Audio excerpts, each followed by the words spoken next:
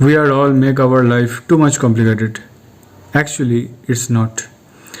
আমাদের জীবনটা এতটাও কঠিন হতো না যদি আমরা সহজভাবে ভাবতাম।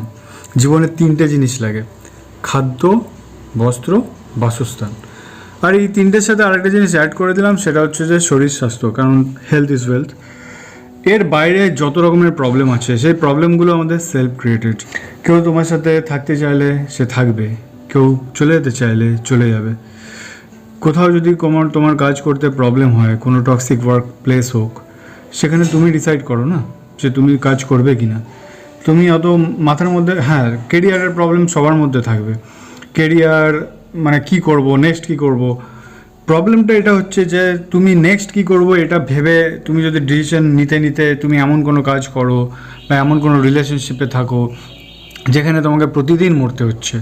আর একটা টাইমের পর মানুষের মধ্যে অনেক রকম মানে মানুষের মেন্টাল ব্যাপার, তো অনেক ভুলভাল কাজ মানুষ করে ফেলে, সুইসাইডের পরিমাণ বেড়েই চলেছে।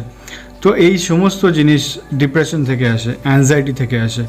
তো সেই রকম রিলেশনশিপে বা সেরকম ওয়ার্ক প্লেসে তুমি কাজ করে যদি তোমায় চলেই যেতে হয় পৃথিবী ছেড়ে, তার থেকে বেটার নয় কি যে কাজটা ছেড়ে দাও। হতে পারে যে তোমার হয়তো অনেক দিন তুমি বেকার থাকলে বা অনেক দিন হয়তো তুমি সিঙ্গেল থাকলে, কি যায় আসে।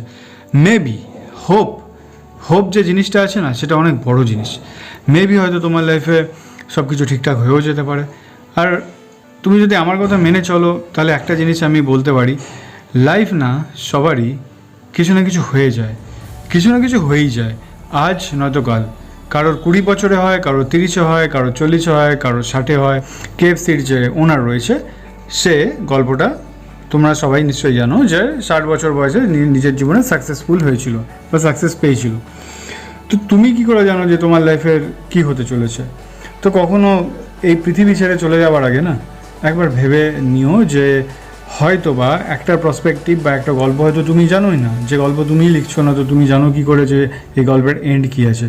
জীবনের প্রত্যেকটা পদে পদে প্রত্যেকের লাইফের প্রবলেম চলতে থাকবে, আর এটাই বাস্তব কথা। তুমি এমন কোনো জায়গা থাকবে না যেখানে তোমার মনে হবে যে তুমি এবারে হয়তো শান্তিতে থাকবে।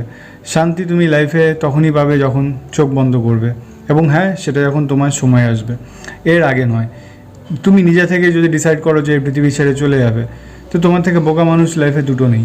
তার কারণ হচ্ছে যে তুমি জানোই না যে তোমার লাইফের স্টোরি কী লেখা ছিল। একবার নিজেকে বিশ্বাস করো, নিজের গল্পটাকে জাস্ট এনজয় করো নিজের মুভির মতো। লাইফটা না অনেকটা মুভির মতো।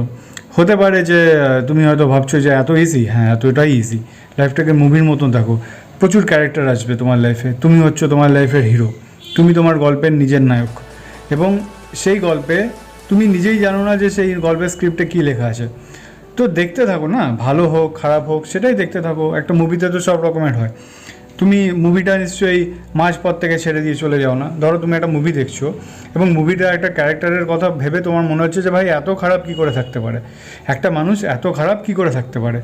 তুমি কি মুভিটা পুরোটা দেখবে, না মুভিটা মাঝপথে ছেড়ে দিয়ে চলে যাবে? তুমি মুভিটার একদম ক্লাইম্যাক্স অবধি দেখবে, জানতে চাইবে যে এই ক্যারেক্টারটার সাথে কী হতে চলেছে, এবং তারপরে তুমি তোমার আলাদা ব্যাপার হবে।